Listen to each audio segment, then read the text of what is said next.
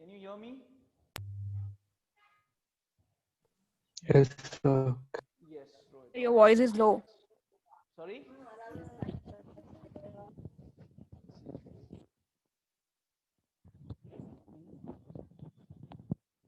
Okay, Vaibhav sir wants to speak to you all, then I'll continue with the class. All students are required to pay the fees. Morning I did mention to you, but I think there was some problem with the sound clarity. So you're required to please pay the fees.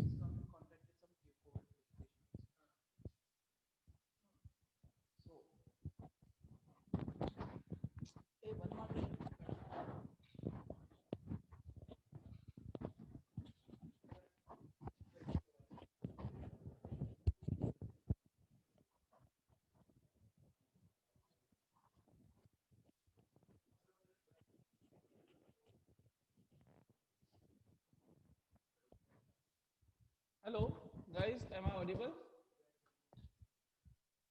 Yes, sir. Yes, Okay. sir. I Yes, hope sir. you are aware of which subject I'm going to handle right now. I'm going to take banking and financial services. So I want only those students who have opted for finance to stay. Others can quit from the meeting. Okay, great. Okay, so I have 16 people right now, out of which Vinod, you're there. Vinod Higganna, you're there. Can you come in the video mode?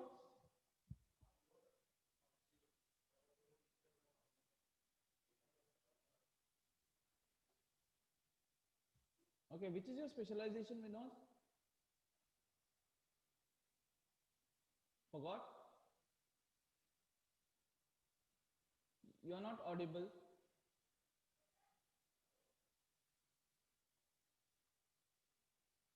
Okay, fine. I'm not able to hear you. Fine. I'll be starting with the class. I'll be sharing the screen now. Okay, please make sure you are attentive. Okay. Yeah. Is the screen visible? Yes, sir. Yes, okay, thank you. Okay, so in the previous class, we completed the structure, functions, socio-economic development, okay? So today we are going to start with the next part of the module, that is Reserve Bank of India, okay? So let me just brief, everybody knows what is Reserve Bank of India, so let me just brief about when was it started and all those things, okay? Reserve Bank of India basically was formed in the year 1st April. It was formed on 1st April 1935 under the provisions of Reserve Bank of India Act, and is also known as the central bank. Okay, so basically an act was passed which is called as the Reserve Bank of India Act, and as per this act the Reserve Bank was formed on 1st of April 1935. What are the features of this particular RBI or the central bank? It formulates, implements and monitors the monetary policy. So the basic aim of any central bank, for that matter RBI, is to formulate monetary policy, implement it, and make sure that it is possible, it is implemented properly. That is monitoring the implementation of monetary policy. Then next one is maintains public confidence in the system. Okay, whenever there is a fraud or whenever there is any mishappenings happening in the banking system, if you are aware of, RBI intervenes. RBI takes charge of it, and RBI takes necessary action to curb all these unnecessary happenings in the banking system. So why does RBI do all these things? Because RBI wants the public to have confidence in the monetary system.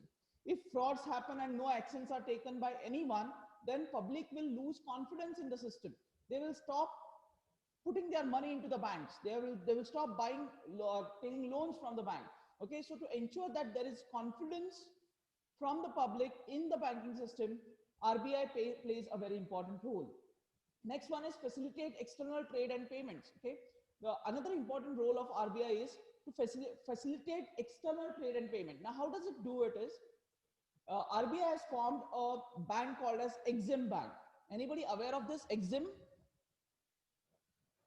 Anyone? What is Exim?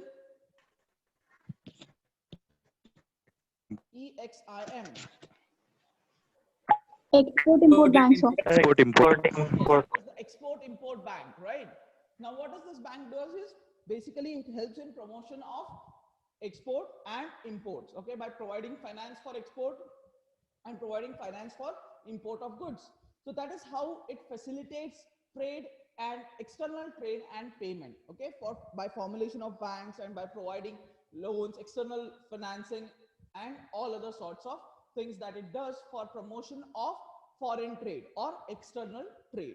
Okay, let's just try to understand the functions. Very important to know the functions of RBI from the examination point of view as well as from the subject point of view. You should know what are the functions of RBI. Okay, so the functions of RBI basically are divided into two parts. One is the monetary function. Okay, I'll just annotate it. Okay, one is the monetary function, another is non-monetary functions. Okay, so the functions of the RBI can be divided into two parts, monetary and non-monetary. Okay, so under monetary functions, okay, what are the various important functions that it performs under monetary functions is first one is issue of bank notes.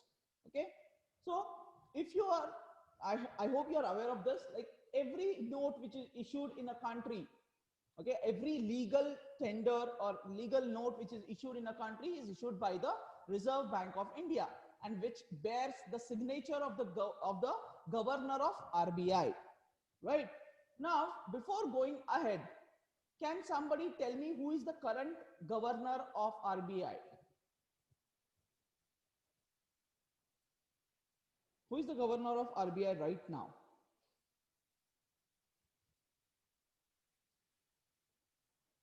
Don't search the internet and tell me, guys. It should be a spontaneous answer. Shakti Das.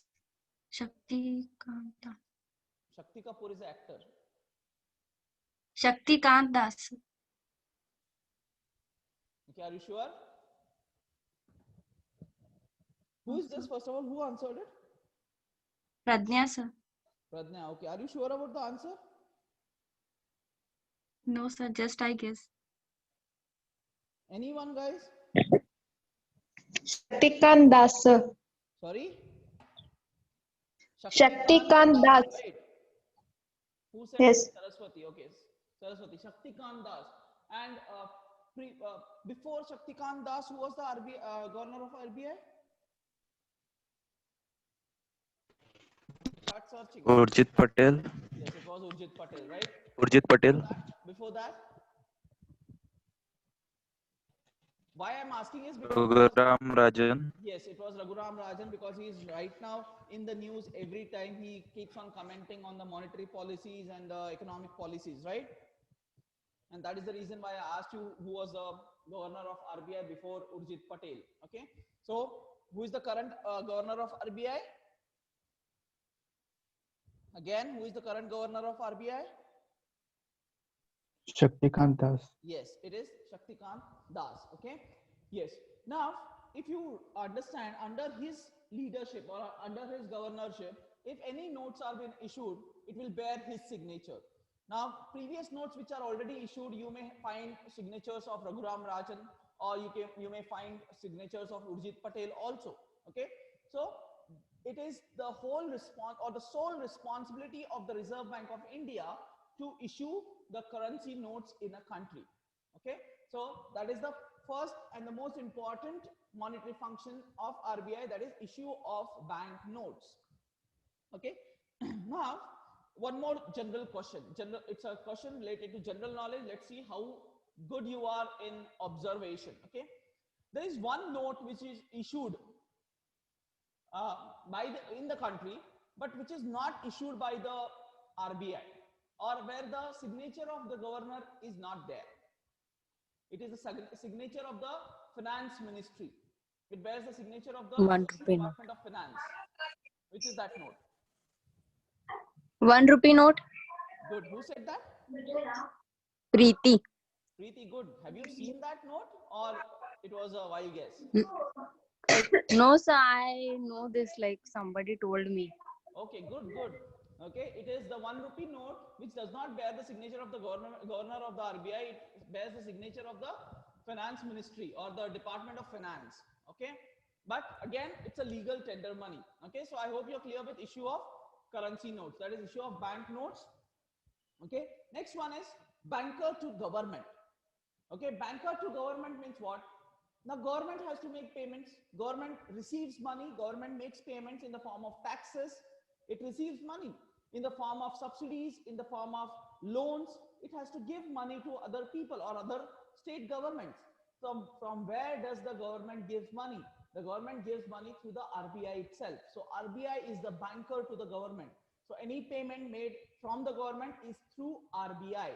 Okay, as we have accounts in State Bank of India, ICICI Bank, or any other bank for that purpose, the government has its account in the RBI.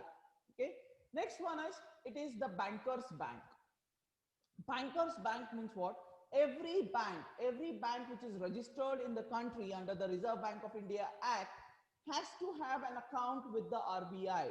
Okay, they have their account in the RBI because RBI monitors all the accounts of each and every bank which is working or which is registered under the Reserve Bank of India Act. So it is the banker's bank. Okay, plus banks keep deposit with the RBI. RBI gives loans to the bank. All these things happen. So it is called as the banker's bank. Okay. Next one is lender of last resort. Now, lender of last resort is nothing but in case of deficit, financial deficit by any bank, like it is facing problem, the bank, Reserve Bank of India can give loans to such bank. Okay. It can give loans to the government also. So it is the lender of last resort. At the last, if nobody is there, yes, RBI will help you out from that. It will provide you finance. So it is called as lender of last resort.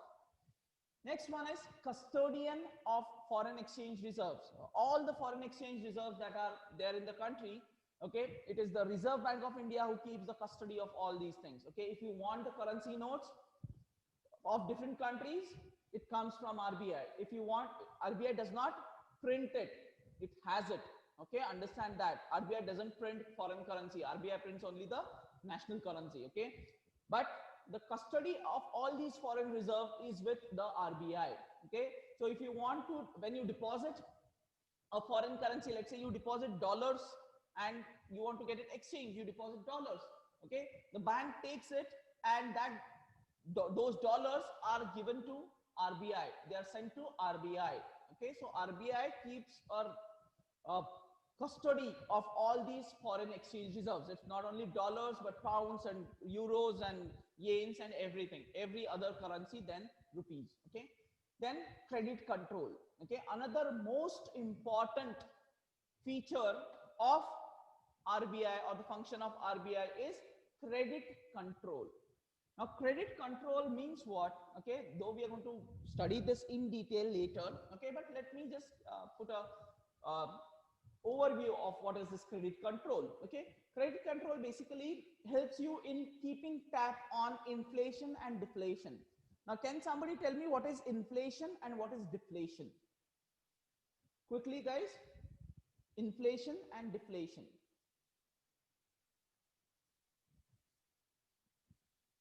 When the value of the money increases, Inflation is increase in prices and deflation is the Decrease in the value of the price. inflation is prices of the commodities is called as inflation, and sudden decrease in the price of commodity is called as deflation. Am I right, Swapnil? yes, sir. Yes. Okay. Yes. Preeti, you were saying something. Yes, sir. Preeti, you were saying increase in the value of the money. value of money. Can it be inflation? Yes, sir. Yes. What do you mean by? In terms of RBI, sir, like. Okay. Normally, see, let us not confuse ourselves. It is increase in the price of the commodity. Okay. Inflation is directly related to the prices of the commodities. Okay. If the prices of the commodities are increasing at a faster rate, we call it as inflation. If the prices of the commodity are decreasing, then we call it as deflation. Okay. Now, Okay. inflation and deflation both are bad to the economy. Agree? Okay. Rather, increase in the prices, huge increase in the prices also bad. Decrease in the price is also bad. Okay. Now, when you say inflation, that is huge amount of increase in the price. Preeti, as you said, inflation is lower value of money. Okay, value of money is decreasing, and that is why inflation is growing. Okay, Preeti, you're there? Yes, sir. Yeah, when the value of money decreases, you experience inflation, because with the same amount of money, now you are able to buy less commodities. I hope you are understanding this. Yes, sir. Right? Initially, let's say you used to buy 2 vada pavs at 10 rupees. Now you can buy just not even 1 vada pav at 10 rupees, because it is costing around 15 rupees, right? Yes, sir. Means the value of money has decreased and the price of the commodity has increased, right? That is called as inflation.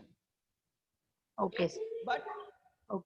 this is controlled by the RBI. Okay, RBI always keeps a tap on inflation and deflation, and it's all controlled.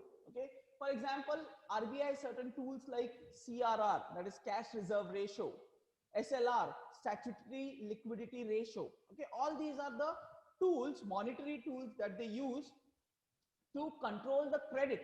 Okay, now I want you all to think over it and give me an answer. Okay, when there is lot of money in the market, like lot of money in the market in the sense, okay, loan rates are very low. Okay, let's say you get a loan at, let's say, 6% per annum. Okay, loan rates are very low, money is easily available to you. What will happen? What will it lead to? When there is lot of money in the market, what will it lead to? The value of the assets decreases or Value of commodities money decrease. decreases or value of the asset, Preeti? Assets decrease Are you sure about it? because we can buy anything at any price because everybody is having money.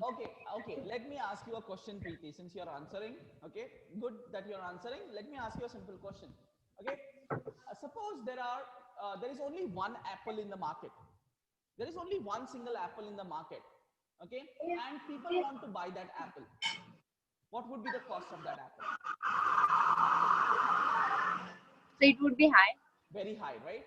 Because Yes. there is only one. Okay, if there are Yes. lots of apples which are lying in the market, what will happen to the prices of apple? The value will decrease. Value will decrease, right? So if there is Yes. lot of money in the market, what will happen to that? The value of the money decreases. Value of money decreases. Am I right? Yes. Correct. And inflation, Yes. it gives rise to inflation. When there is lot of money in the market, people start buying goods as and when they want. The demand increases because there is money with you now. Now you go on buying things. Demand increases, price increases, and it leads to inflation. Correct? Yes, Preeti? So I couldn't hear you. There was network issue. Okay, I said when there is lot of money in the market, okay, you can buy as Yes. many goods as you can because you have a lot of money with you. And when you buy more and more Ye- goods, okay, the demand is increased and simultaneously the prices will increase, and which will lead to inflation. Yes, sir. Yes, right? So what the RBI does in this particular cases, it increases the CRR rate, it increases the SLR rate. Now, when it increases the CRR and SLR rate, banks have to deposit more money into the RBI. So banks are left with less amount of money. When banks are left with less amount of money, there is less amount of money in the market now, because they cannot give a lot of money in the market. They can put only whatever is left with them in the market, and the interest rates increases, so less money in the market. Now when the flow of money decreases, naturally the money with you also decreases. Now your spending level comes down. When your spending level or your expenditure comes down, the demand for commodities also decreases and inflation is decreased.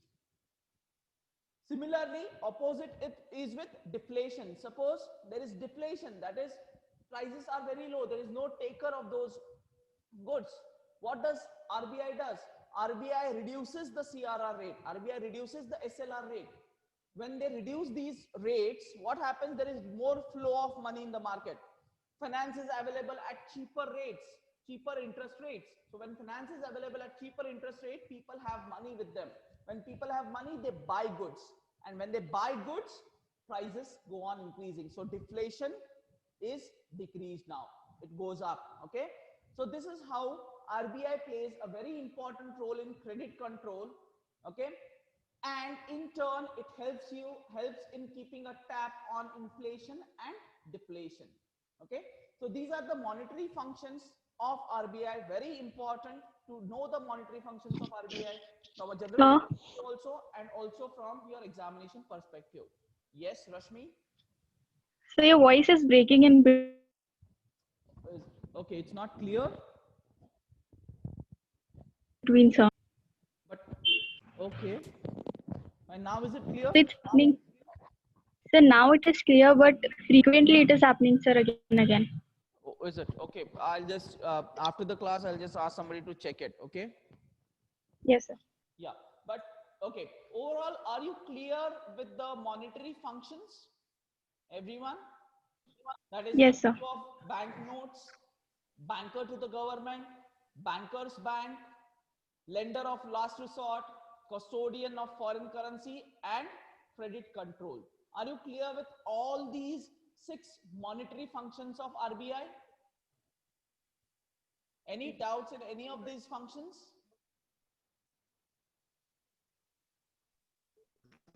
No, sir. No, sir. No, right? Should I continue with the next part? Okay, the next part is non-monetary functions. Okay, now non-monetary functions, under that there are 2 more types. One is the supervisory function, another is the promotional function. Okay, so here RBI plays a role of a, let's say, a teacher kind of a role, where they supervise, okay, the functions, or supervises the working of the banking system, and they also promote the banking system. Now, how do they do that? Let us understand. Okay, so under non-monetary functions, there are 2 types: supervisory function and promotional functions. So let's understand what are these supervisory functions. Okay, I guess we are left with another 5 minutes, guys.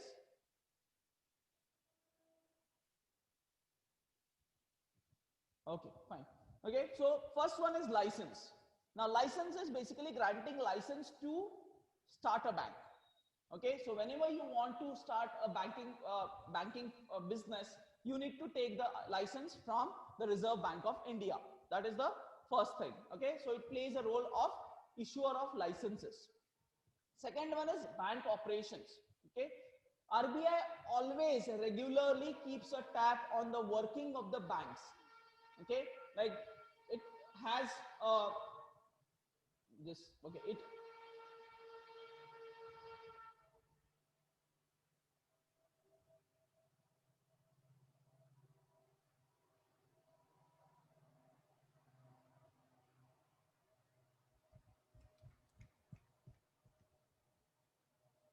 Okay, yes.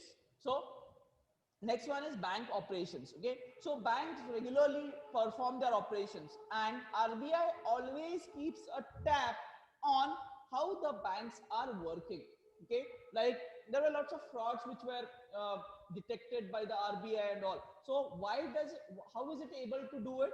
It is only through keeping a tab on the operations of the banks, setting rules, regulations, procedures. All these things are set by the RBI. Okay, we are left with 10 minutes now. I just got a message. Okay, yes. So it keeps a tab on the banking operation. That is the second supervisory functions. Third one is liquidation. Okay, now liquidation means closure of banks. Okay, whenever any bank suffers from financial losses, or it is unable to pay the debts. Now, for a bank, debts is nothing but the deposits kept by the depositors. Okay, so whenever a bank is unable to pay its debts in the form of deposits or in the form of loans that they had taken from other banks, okay, the RBI initiates a liquidation process. So that is also one of the function of RBI. Next one is expansion. Okay. Now, okay, there is a message. Next class we have. Okay, guys, there is a message from Vaibhav sir. He will be taking the class at 1 p.m. Okay, kindly note, Vaibhav sir would be engaging you for a class at 1 p.m. After this, immediately after this class, the next class would be at 1 p.m. Okay, yes. So expansion. Now, expansion of operations. Expansion of operations means, if you remember, we had when we spoke about the socio-economic development. Okay, the role of commercial banks in socio-economic development. We spoke about regional development. Okay, now regional development is one of the most important feature of RBI also. RBI ensures that there is proper or uniform regional development, and that is the reason why it gives a scope for expansion of branches, expansion of operations. Okay, so that is also supervised by the RBI. Then issue of directions. On a timely basis, once in 3 months, the RBI issues guidelines, issues directions to the banks in terms of, let's say, the deposit rate, the interest rate, or the CRR, SLR. It gives away its monetary policy. So these directions help the bank in their regular operations. Okay, so issue of directions is another supervisory function of RBI. Next one is training. Now, training in the sense, if any new methodology or new procedure or new software or any new development happens in the banking system, a proper training is given by the RBI to the bank employees, to the employees of the bank. Okay, so training is also one of the function of RBI, to provide proper training to the employees who are engaged in the banking system. Next one is corporate governance. Okay, corporate governance basically is a kind of framework. Okay, we call it as a framework under which any bank has to work to ensure there are no frauds. Okay, corporate governance is basically set up to ensure that there is no fraud happening. Okay, and everybody works within that framework. Okay, so setting corporate governance or ensuring that there is proper corporate governance in the banks, the RBI intervenes, okay, and make sure that there is proper corporate governance in the banks. Okay, now Rohin has said appointment of chairman and director of the banks. Rohin, appointment of chairman is not done by the RBI. Okay, it is the Yes, sir. it is the board of directors of that particular bank who decide who will be the chairman, not the RBI. Okay. So the RBI cannot manage, sir, this. The management, There would be the RBI don't have this right. Understand, there would be a representative from RBI in the board of directors. In any board of directors, Yes, sir. bank, there is a RBI representative, but chairman and directors are appointed by the shareholders and the directors themselves. Okay, the chairman is appointed by the directors are appointed by the shareholders. Yeah? Yes, sir. Okay, so Yes, sir.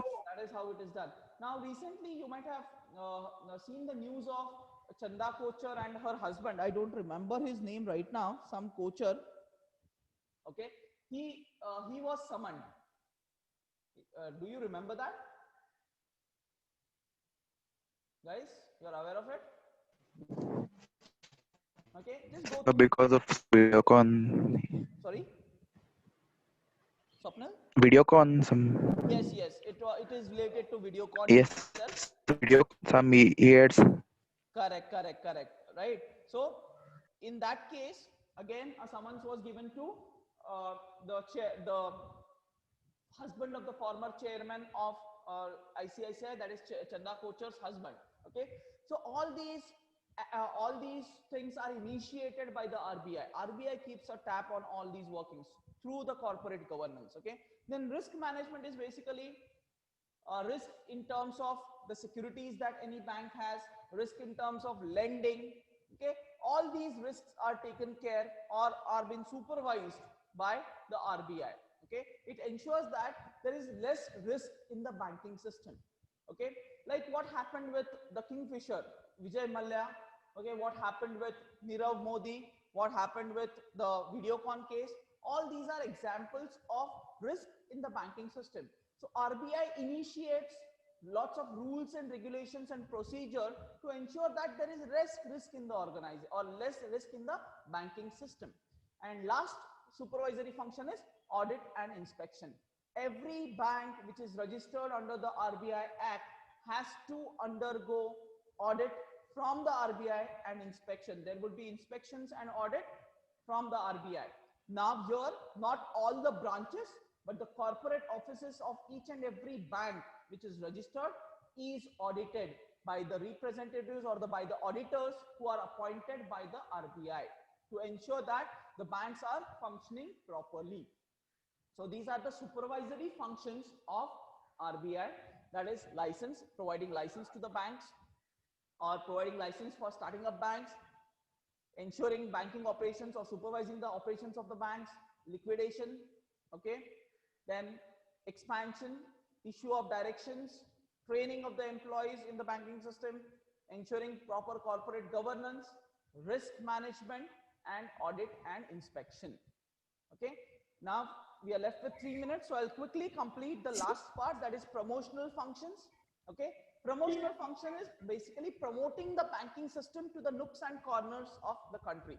Okay, so it helps in starting specialized financial institutions. They are specialized only in particular functions like housing finance, so Housing Development Bank of India.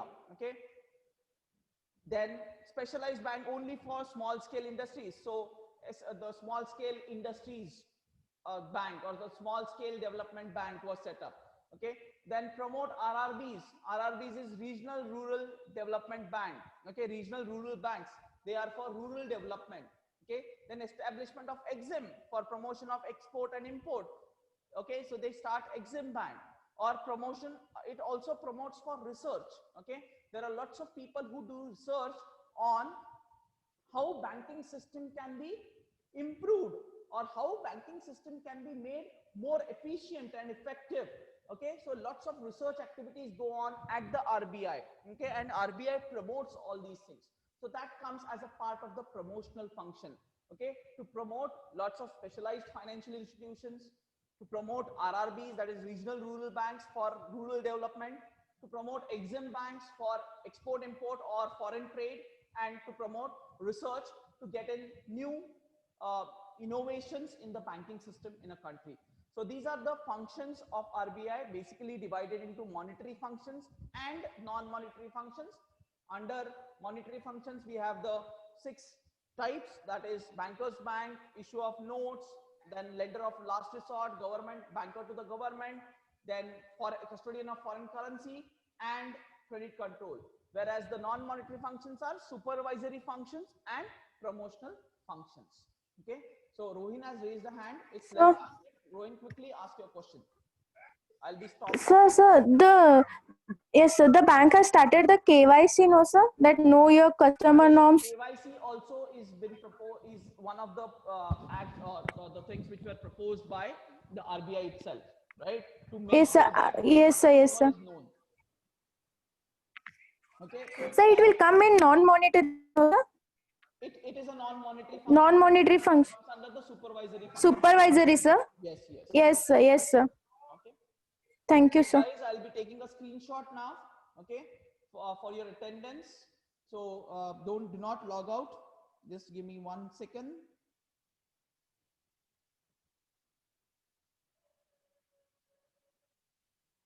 Okay.